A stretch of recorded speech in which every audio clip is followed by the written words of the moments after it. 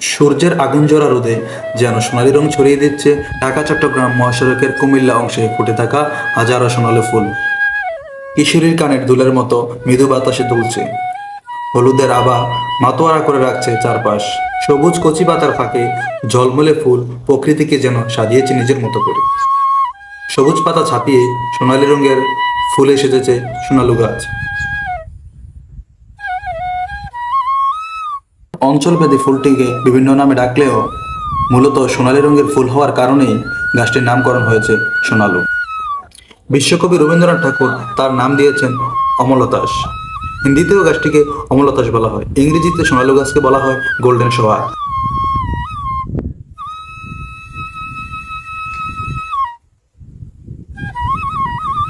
আর ঢাকা চট্টগ্রাম মহাসড়কে সড়ক বিভাজনের উপর গাছে গাছে শোভা পাচ্ছে সোনালী ফুল। তীব্র খরতাপে পথের পথিকদের দৃষ্টি কাটছে এই ফুল। অনেকে দাঁড়িয়ে সৌন্দর্য উপভোগ করছেন, অনেকে আবার বিমোহিত হয়ে গাছ থেকে ছিঁড়ে নিচ্ছে ফুল, অনেকে আবার নিজের সাথে থাকা মোবাইল ফোনটি দিয়ে তুলে নিচ্ছেন ছবি। ঢাকা চট্টগ্রাম মহাসড়কের দাউদকান্দি উপজেলার রায়পুর, গরিপুর, চান্দিনা উপজেলার উডুমপুর, মাদাইয়ার নাওতলা, কুমিল্লা আদর্শ সদরের জাগরজুলি, সদর দক্ষিণের সুয়াগাজী, চৌদ্দগ্রাম উপজেলার অধিকাংশ স্থানে ফুটেছে অসংখ্য সোনালী ফুল।